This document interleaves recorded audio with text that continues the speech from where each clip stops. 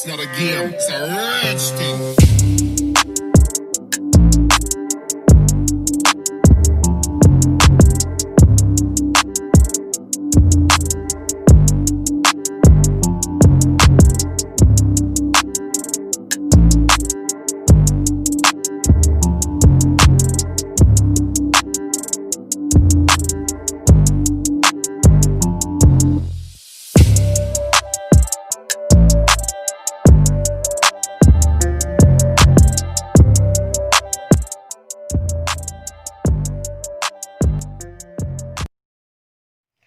Assalamualaikum warahmatullahi wabarakatuh. Perkenalkan, nama saya Ismatus Solihah, NIM D73218049. Di video ini saya akan membahas mengenai lembaga pendidikan non-formal. Jadi video ini sebagai tugas ujian akhir semester dari mata kuliah Manajemen Pendidikan Non-Formal dan Informal yang diampu oleh Bapak Muhammad Soleh, SPDI, MPD.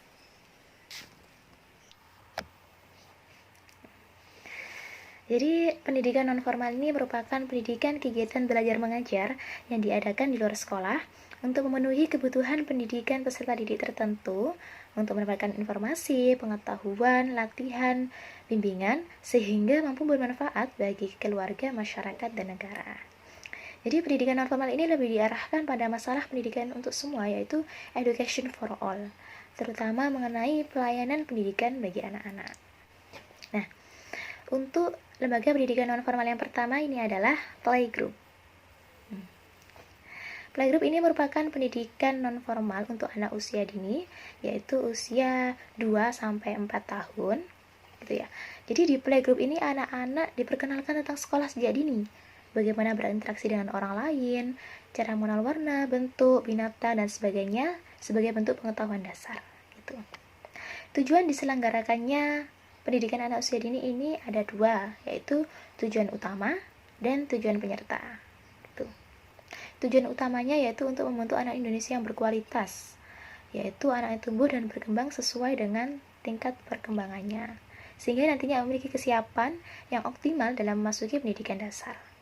Sedangkan tujuan penyerta ini untuk membantu menyiapkan anak mencapai kesiapan belajar atau akademik di tingkatan sekolah tingkat lanjut. Nah, untuk lembaga pendidikan non-formal yang kedua ini adalah lembaga kursus. Itu. Jadi lembaga kursus ini merupakan salah satu bentuk pendidikan non-formal yang dituntut untuk memberikan peningkatan pengetahuan dan keterampilan bagi para warga belajar. Nah, selain itu, lembaga kursus ini juga bisa menjadi penunjang untuk di pendidikan formal, karena ada contohnya itu seperti lembaga bimbingan belajar.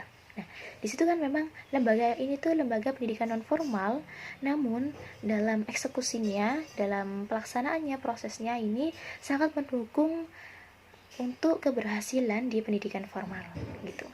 Jadi perencanaan pembelajaran kursus atau lembaga kursus ini yaitu upayanya menentukan dan menyusun rangkaian dan langkah-langkah tindakan yang akan dilakukan dalam kegiatan pembelajaran kursus agar penggunaannya ini terarah, efisien, efektif untuk mencapai tujuan belajar secara optimal.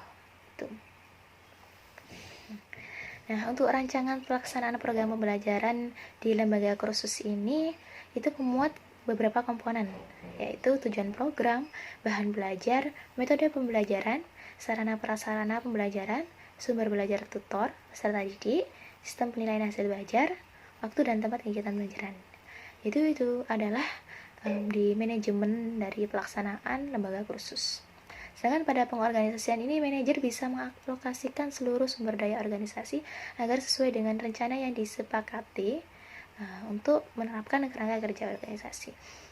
Jadi maksudnya di sini tuh di lembaga kursus itu juga memaksimalkan seluruh sumber daya organisasinya, itu SDM-nya, untuk menjadi tutor di lembaga kursus tersebut.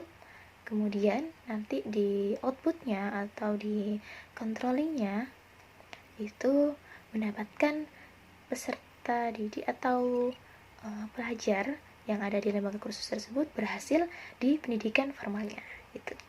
Jadi lembaga kursus ini sangat mendukung di pendidikan formal. Nah, untuk lembaga pendidikan non formal yang ketiga, ini adalah TPQ, Taman Pendidikan Al-Quran. Nah, di TPQ ini merupakan lembaga pendidikan non formal di bidang keagamaan yang bertujuan untuk memberikan pengajaran bacaan, tulisan, hafalan, dan pemahaman Al-Quran. Jadi TPQ ini merupakan lembaga pendidikan Islam non formal yang ditujukan bagi anak-anak sampai usia 18 tahun yang berasal dari keluarga muslim untuk membentuk generasi Qurani.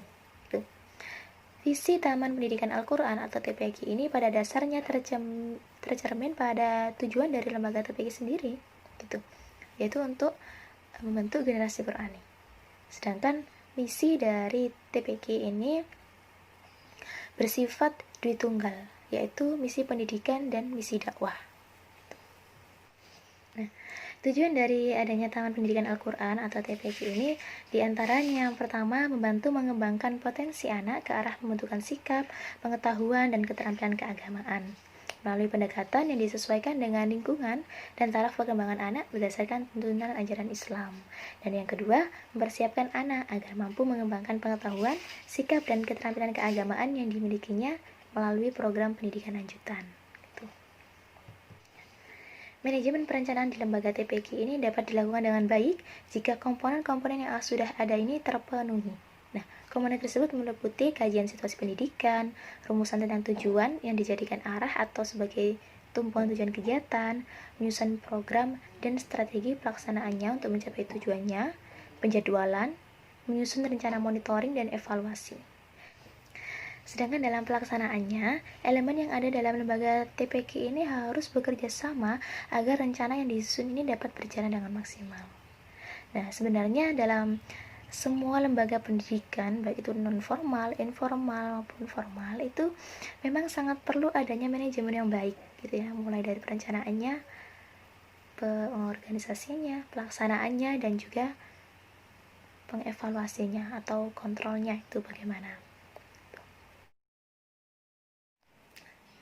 Jadi itu tadi penjelasan mengenai lembaga pendidikan non formal, mulai dari playgroup, kemudian lembaga kursus, dan TPQ atau Taman Pendidikan Al-Quran.